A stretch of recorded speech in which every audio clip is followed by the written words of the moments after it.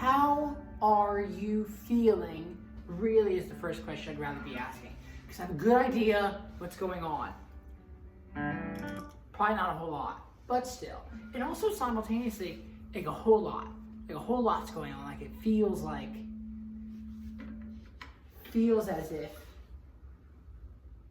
life's picking up speed again, which is kind of nice. It's a good breather to have, but it feels like we're picking up speed again. Whether that's too early to do so or not, you know, my opinion, I'm not here to state the opinion on that, but still, it's like, it just feels like overall, even if we're still staying inside and we're still sticking to our guns, staying indoors, there's a momentum that's happening, and we're getting used to it, kind of a thing. At least I am. You know what I'm saying? Listen to music again, feeling inspired. And, you know, inspiration's a really funny thing because you don't really make inspiration work for you. You work for inspiration. You know what I'm saying? Like, you feel it when it hits you, and then you feel it when you've satisfied the innate inspiration that you have inside of you. And so it's not really something that works for you. Like, you work for it. And so you can't really decide when it's here or not, and you can show up and you can do the job. You know, Woody Allen talks about that. You can just show up. Stephen King talks about it too. You show up and you just do the job, and that's true, but there's going to be a different lining. There's going to be a different wood stain on the finished product if you're inspired during the process. And not always working inspired, you know, you have diligence there, but especially in the time that we're in now, it's like there's so much comparison to others, and you feel like you need to have just as much output as somebody else, and it's like it's really, you know, quality over quantity. Somebody asked me a good question: starting and ending phrases.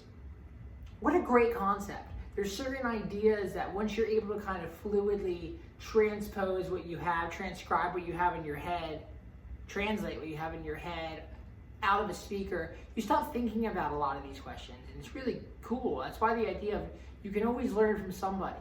I learn from people who want to learn from me because they ask questions that I forget to ask myself, and that is huge. So how do you start and end phrases? That's actually a really fantastic question because it's not an innate, understandable thing.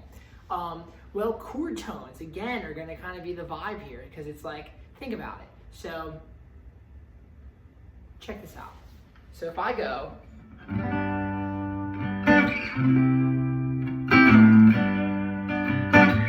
just G to C.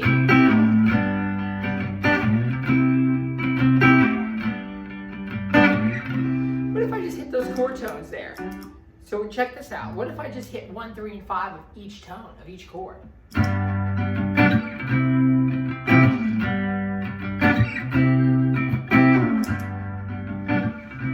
What if I hit the 1 of the 1, and then the 1 of the 4, 3 of the 1, 3 of the 4, 5 of the 1, 5 of the 4.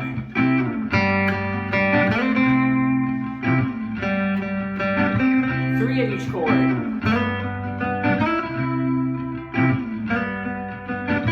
5 of each chord.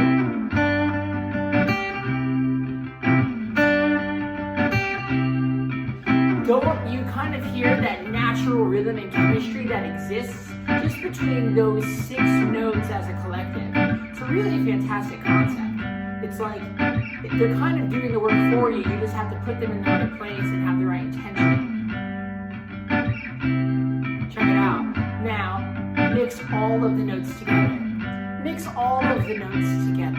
Now you're creating shades in the sky. Now you're creating a light blue with a nice hue of pink. And right now you're starting to see actual sunset come into space. You're creating dimension, you're creating depth. Check it out.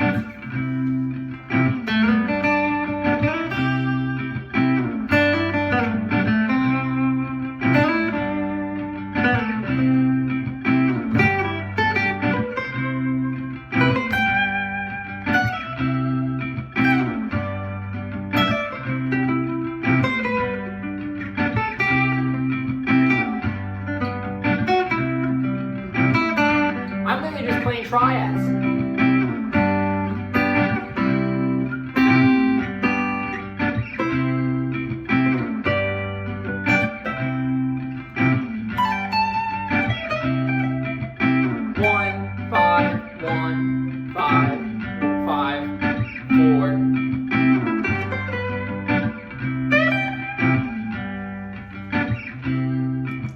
would you go about practicing this? How would you go about acquiring this skill and being able to do a little bit faster than you presently can?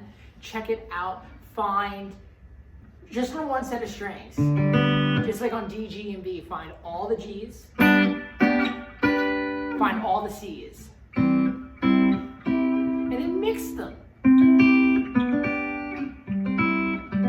How beautiful. The beauty is in there. It's not your job to create the beauty. It's your job to translate the beauty and to discover it and therefore let it happen and to set it up, right? That is the vibe. That is the key. Somebody asked if I'd play a Grateful Dead song on the start of one of these lessons or these concept talks here. And I was going through Friend of the Devil. And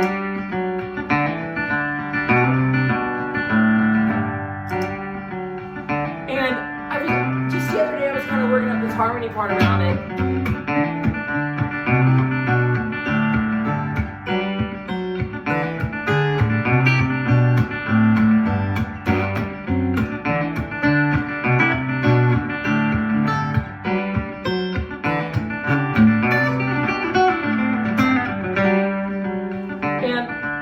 I'm reminded of a story that once happened to me. The town I grew up in Spring Hill, Tennessee. You're 16 when you're allowed to start driving by yourself. And I was driving home one day from a show at Robert's Western Road where I used to play. And I was 16 and I just started driving. And I was driving my mom's 2004 Toyota Corolla and I was wearing one of her like Talbot's blazers that it was velvet. It looked like something Hendrix would wear. And it was like 11:30 at night and I'm driving down Kreitz Lane, which is a super country road, ridiculous, absurd. And it's like no lights on, and just terrible. And I was speeding, I was drinking a lot of Red Bull, I was trying to get home. I had to wake up at 6 a.m. the next morning to start practicing before school. And cop pulls me over. And I was such a nice kid. I got out of the car to shake the cop's hand to try to settle the misunderstanding. And with my hair and how dark it was in the blazer, he puts his hand on his hip and he goes, "Ma'am, get back in the vehicle." And it's like, I still feel it to this day. I was so scared. Spilled Red Bull everywhere, all over my insurance, my registration. Comes up to the window, never apologizes for calling me a woman. And he goes, "Son, why are you driving so damn fast?" And I said, "Well, officer, I was listening to a song." All of a sudden he gets real quiet and he says, "What song?" And I said, "Friend of the Devil" by the Grateful Dead. And he said, "Right answer, Get Home Safe."